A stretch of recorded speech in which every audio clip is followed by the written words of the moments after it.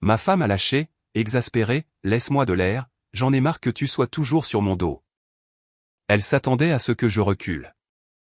Au lieu de ça, j'ai ouvert la porte et mis fin à la discussion. Ironiquement, ce n'est pas la bonne personne qui est sortie. Vous savez ce qui est amusant avec le mot « omniprésent » ? C'est comme ça que les gens vous appellent quand vous faites attention. Quand vous remarquez des schémas, quand vous posez des questions de suivi, quand vous refusez d'accepter des mensonges évidents comme étant la vérité. C'est exactement comme ça que ma femme m'a appelé mardi soir dernier, juste après que je lui ai demandé pourquoi elle avait travaillé tard 4 soirs de suite, alors que son immeuble de bureau était dans le noir quand je suis passé en voiture à 21h. Je m'appelle Antoine Dubois, j'ai 35 ans, et je suis marié à Geneviève depuis 7 ans. Gene, comme tout le monde l'appelle, est consultante en marketing brillante dans son travail, toujours en train de réseauter, toujours à rencontrer de nouveaux clients. Du moins, c'est ce qu'elle me disait. Et pendant 7 ans, j'ai cru tout ce qu'elle disait, parce que c'est ce qu'on fait quand on aime quelqu'un. On lui fait confiance. Mardi soir a tout changé. J'étais assis sur notre canapé dans notre appartement du Marais, celui que j'avais acheté 2 ans avant notre mariage, à regarder les lumières de la ville en contrebas. Il était 22h15 quand j'ai entendu sa clé dans la serrure. Elle est entrée vêtue de sa tenue professionnelle, un blazer bleu marine et un pantalon de ville, mais quelque chose n'allait pas. Ses cheveux étaient légèrement en désordre. Son maquillage était bavé au coin des yeux. Et elle portait un parfum que je ne reconnaissais pas, quelque chose de cher et de musqué qui n'était certainement pas le léger parfum floral qu'elle portait d'habitude. « Salut », ai-je dit, en gardant une voix décontractée. « Comment s'est passée la soirée tardive au bureau ?» Elle s'est figée juste une seconde, puis s'est reprise. Épuisante. La présentation au client a duré plus longtemps que prévu. C'est intéressant, ai-je dit en me levant et en marchant vers la fenêtre. Parce que je devais déposer ces contrats dans le centre vers 21h, et je suis passé devant ton immeuble. Il était complètement dans le noir. La température dans la pièce a chuté d'environ 20 degrés. Qu'est-ce que tu veux dire ? Sa voix avait maintenant une pointe d'agressivité, défensive et tranchante. Je veux dire que ton bureau était dans le noir, Gene. Aucune lumière à aucun étage. Alors, y étais-tu vraiment ? Elle a jeté son sac à main sur la chaise avec plus de force que nécessaire. Je n'arrive pas à y croire. Tu me surveilles maintenant ? Tu passes en voiture devant mon bureau pour t'assurer que je suis bien là où je dis être. Je ne te surveillais pas. Je suis passé devant et j'ai remarqué. Laisse-moi de l'air, Antoine. M'a-t-elle coupé, la voix montant. J'en ai marre que tu sois constamment sur mon dos pour chaque petite chose que je fais. Tu m'étouffes. Je suis une adulte, et je n'ai pas besoin que tu surveilles mes moindres faits et gestes comme une sorte d'agent de sécurité. Je suis resté là à la regarder, à vraiment la regarder.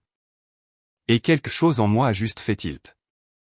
Cette femme, celle avec qui j'étais marié depuis 7 ans, celle en qui j'avais une confiance absolue, se tenait dans notre salon à 22h15 du soir, sentant le parfum d'un autre homme, et c'est moi qu'elle accusait d'être le problème.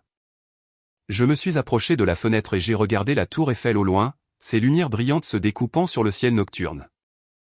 Derrière moi, je sentais qu'elle s'attendait à ce que je fasse ce que je faisais toujours, m'excuser, reculer, commencer une dispute qui ne mènerait nulle part.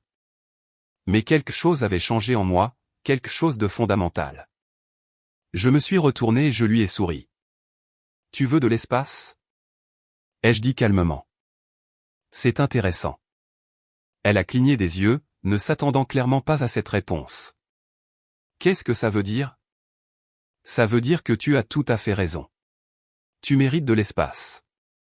Et à partir de maintenant, tu as tout l'espace que tu pourrais jamais désirer. Son visage montrait un mélange de confusion et de suspicion. De quoi tu parles ? Je parle de te donner exactement ce que tu as demandé. À partir de cet instant, tu peux faire ce que tu veux, où tu veux, avec qui tu veux. Je ne te poserai pas une seule question. Fini d'être sur ton dos. Fini de t'étouffer avec mon attention. Tu es libre. Elle m'a regardé fixement pendant un long moment, essayant probablement de savoir si c'était une sorte de piège. Quand j'ai continué à la regarder calmement, elle a haussé les épaules. Bien. Peut-être que maintenant nous pourrons avoir un peu de paix ici. La paix ? Comme si la tension dans notre mariage était de ma faute. Comme si c'était moi qui avais menti. Absolument, ai-je dit. Toute la paix que tu veux. Elle a attrapé son sac sur la chaise et est montée à l'étage sans un mot de plus. J'ai entendu la porte de la chambre se fermer, puis la douche couler. Je suis resté dans le salon et j'ai jeté un coup d'œil aux documents encadrés sur le mur près de la cuisine, l'acte de propriété de cet appartement, acheté il y a 9 ans, 2 ans avant notre mariage. Mon nom, et seulement mon nom, sur le titre. Cette nuit-là, je ne suis pas allé me coucher. Je me suis assis dans mon bureau à domicile et j'ai commencé à prendre des notes. Pendant les 3 jours suivants, j'ai observé ma femme attentivement. Non pas parce que j'étais contrôlant ou possessif, mais parce que je rassemblais des informations. Il y a une différence, et elle était sur le point de l'apprendre. Mercredi soir, elle est rentrée à 23 heures. Je lisais un livre dans le salon. Elle est entrée, clairement préparée à des questions qui ne sont pas venues. « Bonne soirée. » ai-je demandé sans lever les yeux. « Oui », a-t-elle dit avec prudence. Le dîner avec le client a duré tard. Ça a l'air productif. J'ai tourné une page. Elle est restée là un moment, attendant plus. Quand rien n'est venu, elle est montée. Je l'ai entendue faire les 100 pas dans la chambre pendant un moment avant de finalement s'endormir.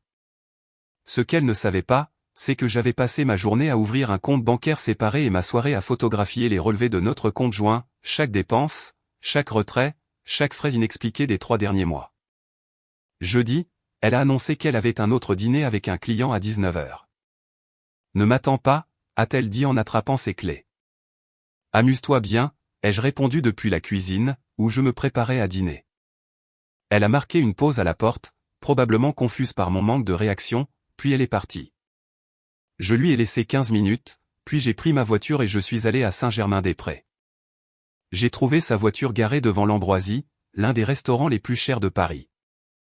À travers la fenêtre, je pouvais la voir assise en face d'un homme que je ne reconnaissais pas. Il se penchait vers elle, riant à quelque chose qu'elle disait. Elle a tendu la main sur la table et a touché la sienne. J'ai pris 3 photos avec mon téléphone, puis je suis rentré chez moi. Cette nuit-là, j'ai accédé à nos relevés téléphoniques.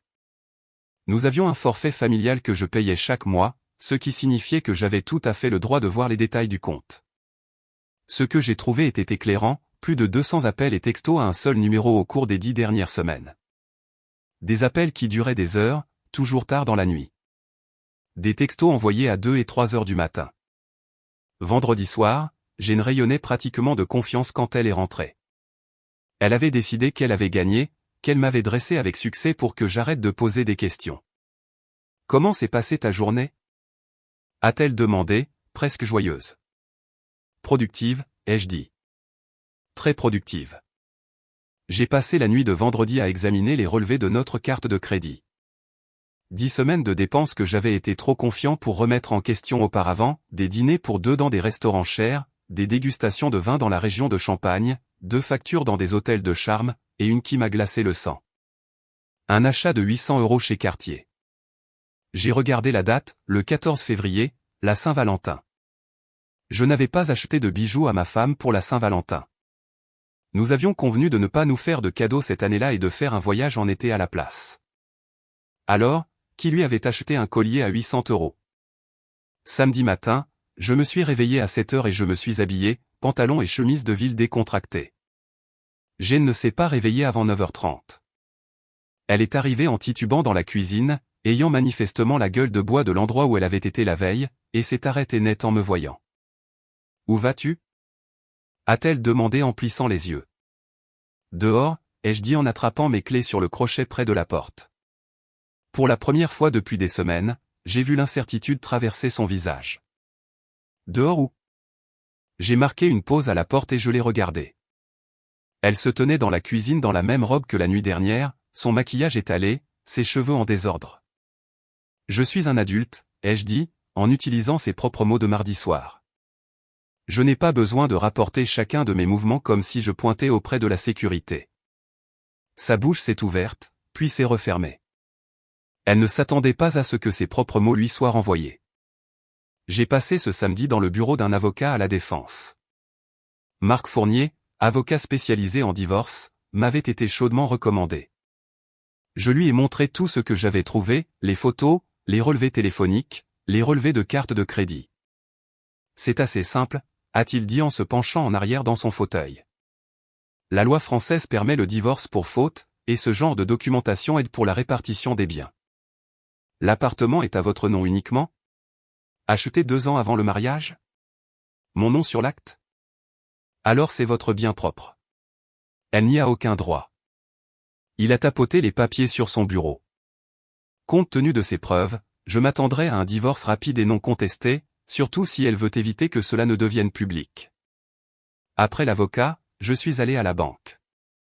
J'ai retiré Geneviève de mes cartes de crédit, elle était une utilisatrice autorisée, pas une cotitulaire de compte.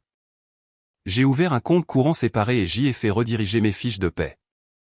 Le compte joint est resté ouvert, mais je n'allais plus y verser un seul euro. Quand je suis rentré ce soir-là à 20 h, mon téléphone affichait 15 appels manqués de Jane, tous des 2 dernières heures. Elle faisait les 100 pas dans le salon quand je suis entré. Dès qu'elle m'a vu, elle a bondi. Où as-tu été toute la journée? J'ai essayé de t'appeler. J'ai sorti mon téléphone et j'ai regardé l'écran. Je vois ça. Mon téléphone était en silencieux. J'étais occupé. Occupé à faire quoi? L'ironie était si épaisse qu'on aurait pu y nager. Cette femme qui m'avait menti pendant des semaines, qui m'avait dit d'arrêter d'être sur son dos, exigeait de connaître mes allées et venues exactes. Des choses d'adulte, ai-je dit, en la dépassant pour monter les escaliers. Rien dont tu aies à te soucier. Elle m'a suivi à l'étage, la frustration émanant d'elle comme de la chaleur. Nous devons parler. De quoi? De nous. De ce qui se passe ces derniers temps. Je me suis tourné pour la regarder. Elle avait l'air sincèrement confuse, comme si elle ne pouvait pas comprendre pourquoi son comportement avait des conséquences. Ce qui se passe est exactement ce que tu as demandé, ai-je dit, en enlevant ma chemise et en attrapant une propre. Tu voulais de l'espace. Tu voulais que j'arrête d'être sur ton dos. Tu voulais que je te fiche la paix. Félicitations. Tu l'as eu. Mais ce n'est pas ce que je voulais dire. Alors tu aurais dû être plus précise. Cette nuit-là, elle a tout essayé. D'abord, elle a tenté de commencer une dispute, espérant que je deviendrais émotif et lui donnerais une excuse pour partir en claquant la porte. Quand ça n'a pas marché, elle a essayé d'être affectueuse, soudainement intéressée à passer du temps ensemble après des semaines à me traiter comme si j'étais invisible. Rien n'a fonctionné parce que je ne jouais plus à son jeu. Au lieu de cela, je me suis assis dans mon bureau, porte fermée, et j'ai organisé tout ce que j'avais trouvé. J'ai créé une feuille de calcul recoupant les lieux qu'elle prétendait fréquenter avec les dépenses réelles de la carte de crédit. Le schéma était accablant. Chaque fois qu'elle disait travailler tard, il y avait des dépenses dans des restaurants ou des hôtels. Chaque fois qu'elle prétendait être à un événement de réseautage, son Instagram la montrait dans un endroit complètement différent. Les preuves des réseaux sociaux étaient particulièrement utiles. Elle pensait avoir été prudente avec ses paramètres de confidentialité, mais elle avait fait une erreur cruciale, ses publications étaient visibles par les amis de ses amis, ce qui signifiait que je pouvais tout voir. Des photos dans des bars et des clubs dont je n'avais jamais entendu parler.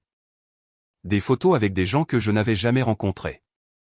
Et sur une photo d'il y a 3 semaines, il était là, le collier, un pendentif d'allure coûteuse qu'elle portait dans un selfie avec un homme dont le profil LinkedIn l'identifiait comme Grégoire Martin, formateur en entreprise.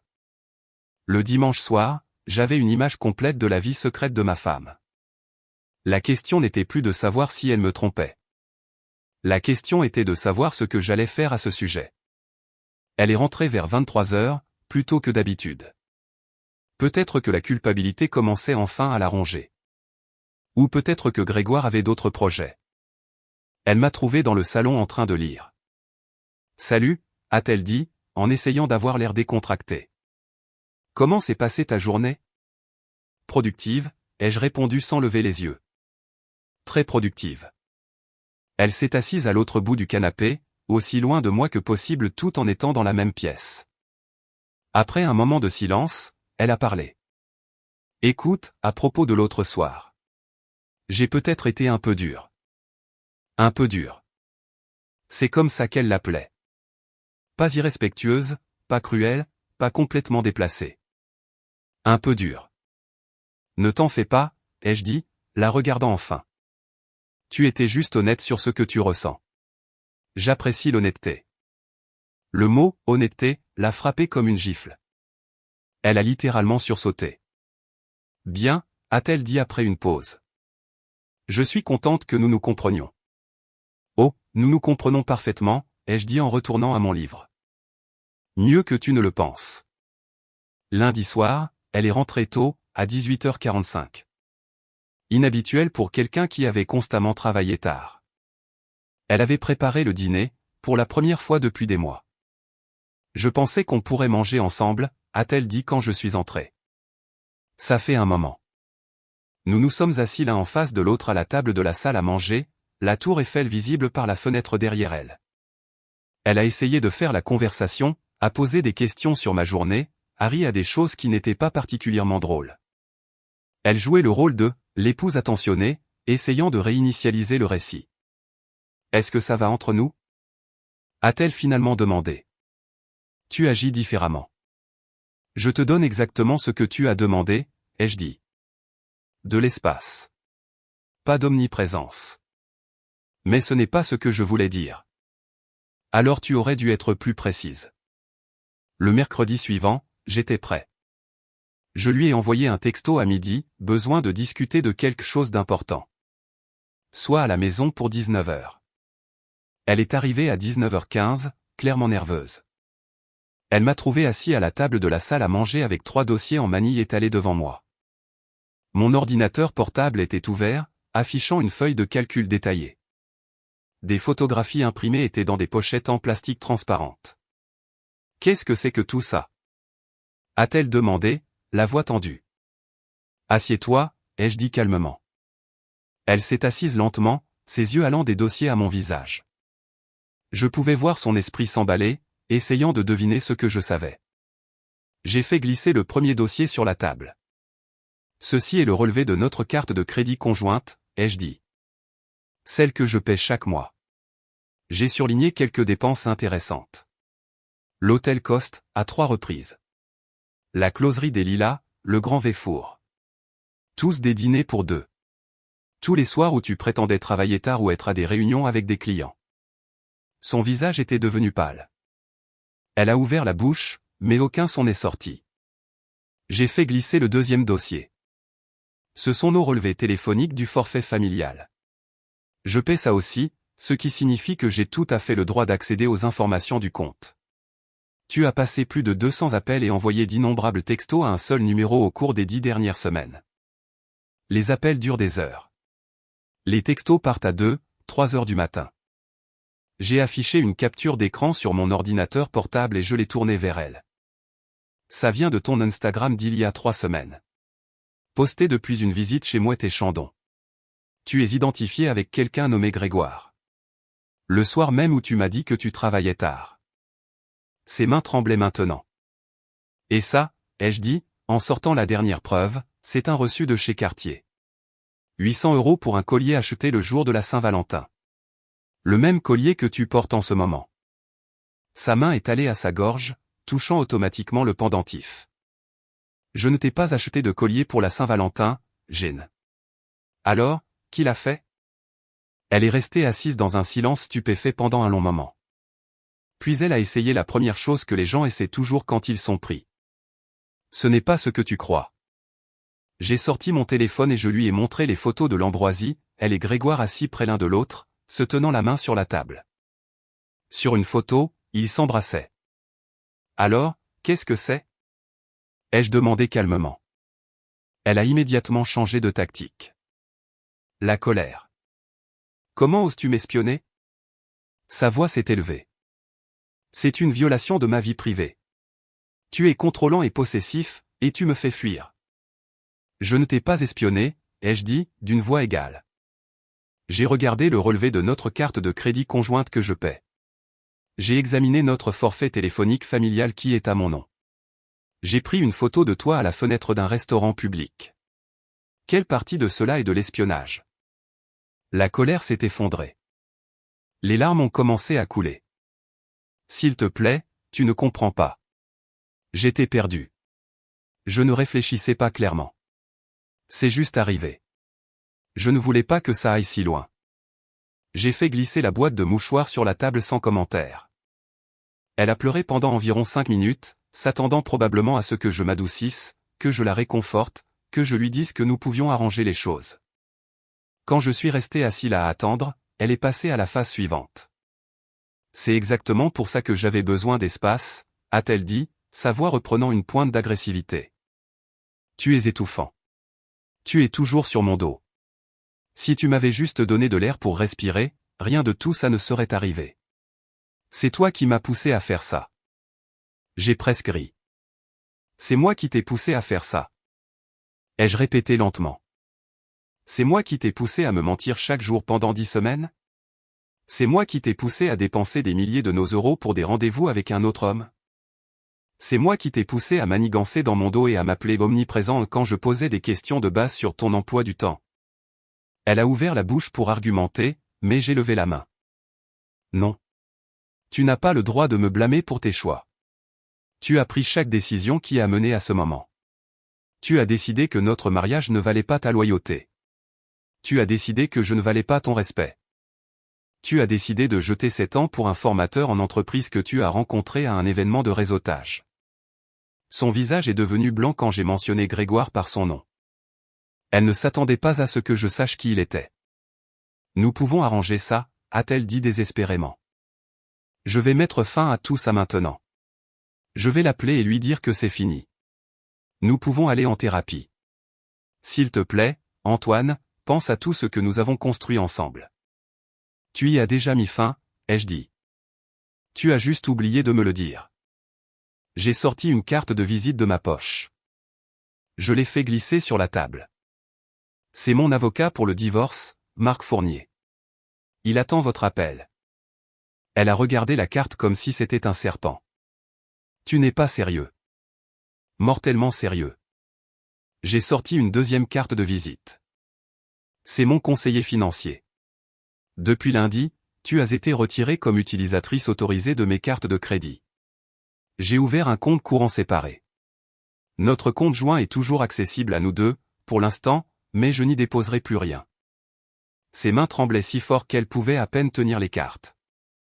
Tu ne peux pas simplement me mettre à la porte, a-t-elle dit, mais il n'y avait aucune conviction dans sa voix. Je ne te mets pas à la porte. Je te donne ce que tu as demandé. La liberté de ma présence envahissante. De l'espace loin de mon attention étouffante. Le soulagement de ne plus avoir à voir mon visage tous les jours. Je me suis penché en avant. La seule différence, c'est que tu auras tout ça ailleurs. C'est de la folie, a-t-elle dit. Nous pouvons arranger ça. Voici le truc avec la thérapie, ai-je dit. C'est pour les gens qui veulent résoudre leurs problèmes. Toi, tu n'as pas de problème. Tu as fait un choix. Tu l'as choisi lui plutôt que moi, plutôt que notre mariage, plutôt que tout ce que nous avons construit. Le seul problème que tu as maintenant, c'est que ton choix a des conséquences. S'il te plaît, a-t-elle dit, et pour la première fois, elle semblait vraiment désespérée. Ne jette pas tout ce que nous avions. Je ne jette rien, ai-je dit en me levant. Tu l'as déjà fait. Je ne fais que nettoyer le désordre que tu as laissé derrière toi. J'ai sorti une petite enveloppe de ma poche et je l'ai posée sur la table. Qu'est-ce que c'est? A-t-elle chuchoté. Ta nouvelle clé. J'ai fait changer les serrures cet après-midi. Tes anciennes clés ne fonctionnent plus. Elle a fixé l'enveloppe comme si elle ne pouvait pas tout à fait comprendre ce que cela signifiait. Tu ne peux pas faire ça. C'est aussi ma maison. En fait, ai-je dit calmement, vérifie l'acte de propriété. Il est encadré sur le mur du salon si tu as besoin d'un rappel. Mon nom uniquement. J'ai acheté cet appartement il y a 9 ans, 2 ans avant notre mariage. Tu as été une invitée pendant 7 ans. Maintenant, tu es une invitée indésirable. Elle est restée assise, en état de choc, alors que toute la réalité de sa situation s'imposait à elle. Tous ces mois à me traiter comme si j'étais le problème, et elle n'avait jamais envisagé une seule fois que je pourrais décider que j'en avais assez. Où suis-je censé aller? A-t-elle finalement demandé. Tu es une adulte, ai-je dit, en utilisant ces mots de mardi dernier. Tu as dit que tu n'avais pas besoin de rapporter tes déplacements. Débrouille-toi. Elle a appelé Grégoire depuis la chambre. Je l'ai entendu à travers la porte, sa voix aiguë et désespérée. Comment ça, tu as besoin de réfléchir? Une longue pause. Je pensais que nous. Une autre pause. Ça va trop vite? Ça fait 10 semaines qu'on est ensemble. Sa voix s'est brisée. Très bien. Très bien, je comprends. Elle est descendue 20 minutes plus tard avec 2 valises pleines. Ses yeux étaient rouges, son visage bouffi par les larmes. Voilà, a-t-elle dit, en désignant les bagages avec un air qui aurait pu être du défi. Tu es content maintenant? En fait, oui, ai-je dit. Je suis plus heureux que je ne l'ai été depuis des mois. Ce n'était clairement pas la réponse qu'elle attendait. Elle pensait probablement que la vue de ses valises pleines me rendrait émotif, peut-être même me ferait la supplier de rester. J'ai appelé Grégoire, a-t-elle dit, essayant de paraître confiante. Il a dit que je pouvais rester chez lui jusqu'à ce qu'on trouve une solution. Tant mieux pour toi. J'espère que vous serez très heureux ensemble. Elle m'a regardé comme si j'avais une deuxième tête. C'est tout? C'est tout ce que tu as à dire? À quoi t'attendais-tu? Des larmes? Des supplications? Tu prépares ça depuis des mois. La seule différence, c'est que maintenant tu es honnête à ce sujet. Je suis passé devant elle en direction de la cuisine. Elle a suivi. Tu fais une énorme erreur, a-t-elle dit. Tu vas le regretter. La seule erreur que j'ai faite, c'est de te faire confiance, ai-je dit en ouvrant le réfrigérateur et en sortant une bouteille d'eau. Et la seule chose que je regrette, c'est de ne pas avoir vu clair dans tes mensonges plus tôt. Elle est restée là un moment, attendant probablement que je m'effondre ou que je change d'avis. Comme rien ne s'est produit, elle a tenté une dernière manipulation. Très bien. Mais ne viens pas pleurer chez moi quand tu réaliseras ce que tu as perdu. Je me suis retourné et je lui ai souri. Un vrai sourire, pas les faux que je lui avais servis pendant des semaines. Ce que j'ai perdu, c'est une femme qui me traitait comme une ordure, me mentait en face tous les jours et dépensait notre argent pour un autre homme. Si c'est ce que tu appelles une perte, alors je suis l'homme le plus chanceux du monde. Son visage est passé par environ 5 émotions différentes en l'espace de 2 secondes, le choc, la colère, la peine, la confusion, et enfin, quelque chose qui aurait pu être du respect. Tu n'es plus la même personne que j'ai épousée, a-t-elle dit doucement. Tu as tout à fait raison, ai-je dit. La personne que tu as épousée t'aurait supplié de rester, se serait blâmée pour tes choix, aurait passé des mois en thérapie à essayer de comprendre ce qu'elle avait fait de mal. Je me suis appuyé contre le comptoir.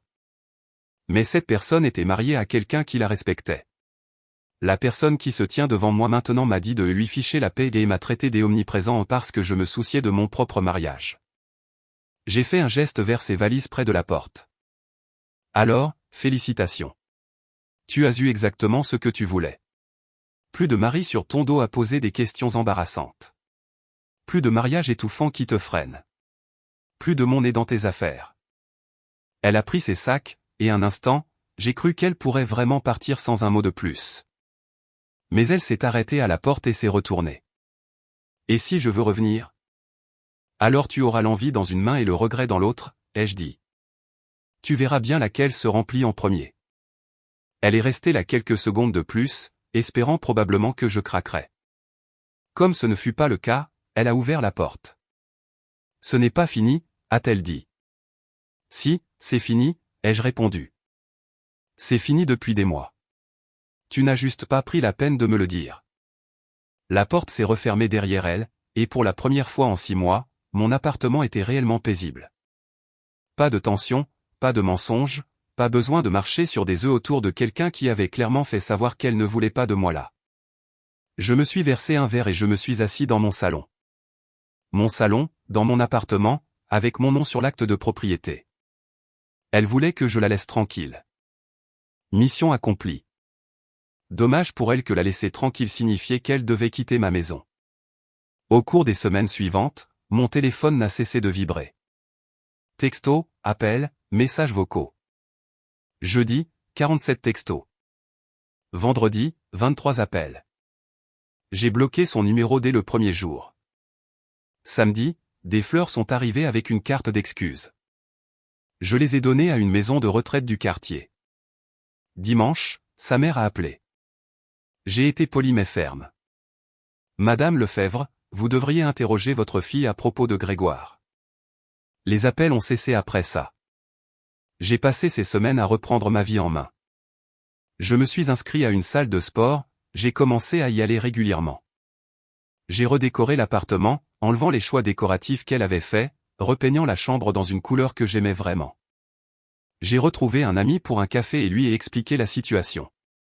Il m'a regardé attentivement. « Tu as l'air plus léger », a-t-il dit. J'ai réalisé qu'il avait raison. C'était comme si j'avais porté un poids de 50 kilos sans même le savoir. 5 semaines après son départ, on a sonné à ma porte un vendredi soir. J'ai ouvert pour trouver Jane, l'air épuisé. Ses yeux étaient rouges et gonflés. Elle portait un sac de voyage. « On peut parler ?» a-t-elle dit. « S'il te plaît, juste 5 minutes. » « Nous n'avons rien à nous dire, » ai-je dit. « Tout passe par les avocats maintenant. »« Ça n'a pas marché avec Grégoire, » a-t-elle dit, les mots se bousculant. « Il a dit qu'il n'était pas prêt à s'engager. Il m'a mise à la porte. » J'ai presque ri. Choquant. L'homme qui était prêt à coucher avec la femme d'un autre s'est avéré avoir des problèmes d'intégrité. Qui aurait pu le deviner? Ce n'est pas drôle, a-t-elle lâché, mais il n'y avait pas de véritable feu derrière. Tu as raison, ai-je dit. Ce n'est pas drôle. C'est prévisible. J'ai fait une erreur, a-t-elle dit doucement. Une énorme erreur. Je veux rentrer à la maison. Ce n'est plus ta maison. Tu as renoncé à ce droit quand tu as décidé que notre mariage était quelque chose que tu pouvais jeter pour quelques mois d'excitation. Mais je t'aime, a-t-elle dit, et les larmes ont commencé à couler. Je n'ai jamais cessé de t'aimer. Non, tu ne m'aimais pas. Tu aimais la sécurité que je t'offrais. Tu aimais avoir un mari sur qui te reposer pendant que tu explorais tes options. Tu aimais savoir que je serais là à attendre comme un chien fidèle pendant que tu t'amusais. Je me suis redressé, indiquant clairement que la conversation touchait à sa fin. Mais l'amour, le véritable amour, ne traite pas les gens comme tu m'as traité. Le véritable amour ne ment pas chaque jour pendant des mois. Le véritable amour n'appelle pas quelqu'un omniprésent parce qu'il s'en soucie. J'étais perdu, a-t-elle dit désespérément. Je traversais une période difficile, et je l'ai mal gérée. Mais nous pouvons arranger ça. Il n'y a rien à arranger. Tu n'étais pas perdu. Tu étais égoïste. Tu voulais tout à ta façon, et tu pensais pouvoir me manipuler pour que j'accepte les miettes que tu daignais me donner. Elle a essayé de se rapprocher, mais j'ai reculé. Et le pardon? A-t-elle demandé. Et les secondes chances? Le pardon est pour les gens qui regrettent ce qu'ils ont fait, pas ceux qui regrettent de s'être fait prendre. Et les secondes chances sont pour les gens qui les méritent. Tu as eu ta chance.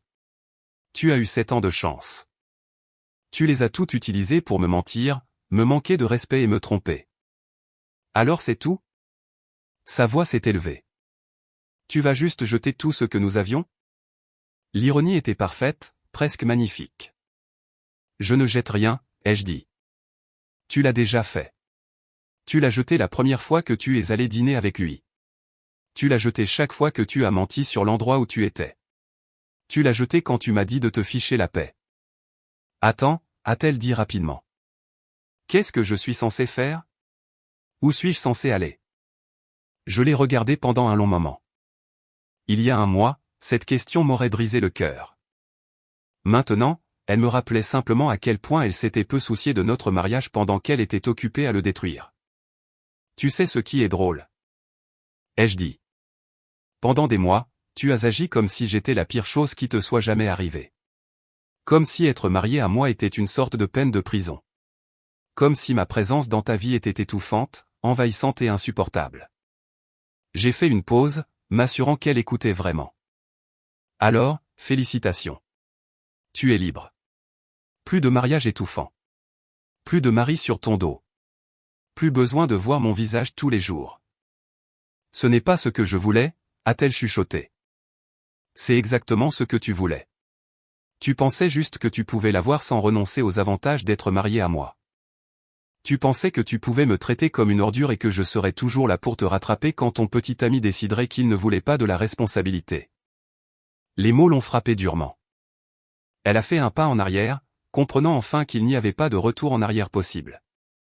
J'espère que ça en valait la peine, ai-je dit, et j'ai commencé à refermer la porte. S'il te plaît, a-t-elle dit une dernière fois. Ne fais pas ça. Je me suis arrêté et je l'ai regardé à travers l'entrebâillement de la porte. Je ne fais rien. C'est toi qui as fait ça. Tu as fait chaque choix qui a mené à ce moment. Tu as décidé que notre mariage ne valait pas ta loyauté. Tu as décidé que je ne valais pas ton respect. Tu as décidé de jeter 7 ans pour quelques mois d'excitation. J'ai ouvert la porte en grand une dernière fois pour qu'elle puisse me voir clairement. Alors ne reste pas là à me demander de ne pas faire ça.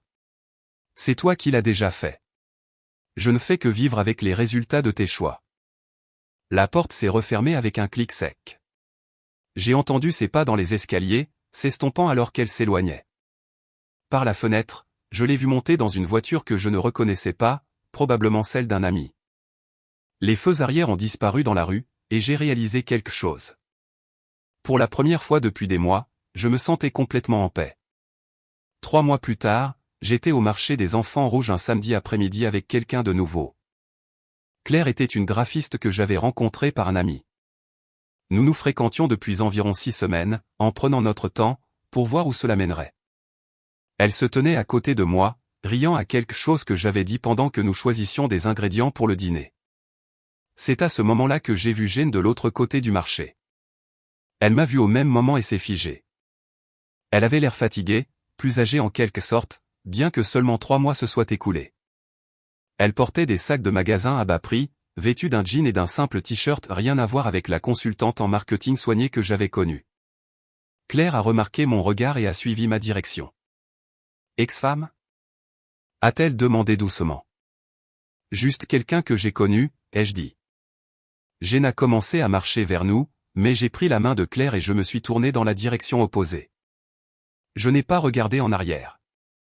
Claire et moi avons continué nos achats, parlant de ce que nous allions préparer pour le dîner, riant en naviguant dans le marché bondé. Et j'ai réalisé que ceci et cette complicité facile avec quelqu'un qui voulait réellement être là était ce qui m'avait manqué. Jane m'avait traité omniprésent, parce que je faisais attention. Elle m'avait traité étouffant, parce que je me souciais d'elle. Elle avait exigé de l'espace, puis s'était mise en colère quand je le lui avais réellement donné. Elle voulait que je lui fiche la paix. Et quand j'ai finalement obéi, elle n'a pas pu supporter la réalité de ce que cela signifiait. Le divorce avait été finalisé 2 semaines auparavant, sans contestation, exactement comme l'avocat l'avait prédit. Elle avait signé les papiers sans discuter. Quel choix avait-elle ? Les preuves étaient accablantes, et faire traîner les choses n'aurait fait qu'empirer la situation pour elle. J'ai appris par des amis communs qu'elle vivait avec sa sœur, dormant sur un canapé, essayant de se remettre sur pied. Grégoire avait bloqué son numéro après qu'elle se soit présentée chez lui une fois de trop. Le partenaire de liaison qui avait semblé si excitant quand c'était interdit s'était révélé être exactement ce que je savais qu'il était, quelqu'un qui voulait s'amuser, pas de responsabilité. Mais ce n'était plus mon problème. Claire a serré ma main. Ça va ? Oui, ai-je dit. Et je le pensais. Je vais bien. Ce soir-là, alors que nous préparions le dîner ensemble dans mon appartement, j'ai pensé à ces derniers mois, à la façon dont Jane avait essayé de me faire sentir que j'étais le problème. Comme si me soucier de mon propre mariage était en quelque sorte un défaut de caractère. Comme si prêter attention à des mensonges évidents faisait de moi quelqu'un de contrôlant. Mais voici ce que j'avais appris, quand quelqu'un vous dit que votre amour est étouffant, il dit en réalité qu'il ne veut pas de votre amour. Quand il vous traite d'omniprésent parce que vous posez des questions, il dit en réalité qu'il ne veut pas répondre. Et quand il vous dit de lui ficher la paix assez souvent, vous finissez par comprendre que votre présence a peut-être sa place ailleurs. Jane voulait de l'espace. Elle a eu tout l'espace du monde. Le fait que ce soit un espace de solitude, un espace vide, un espace de regret, ce n'était plus mon problème. Après tout, c'était une adulte. Elle pouvait se débrouiller. Elle voulait que j'arrête d'être sur son dos. Alors, je l'ai fait. J'ai arrêté de planer au-dessus de sa vie, arrêté de me soucier de ses choix, arrêté de m'investir dans quelqu'un qui ne voulait clairement pas de moi. Et en faisant cela, j'avais trouvé quelque chose de mieux, la paix, le respect de moi-même, et un avenir avec quelqu'un qui ne voyait pas mon attention comme un fardeau. C'est drôle comme c'est la mauvaise personne qui s'est retrouvée seule.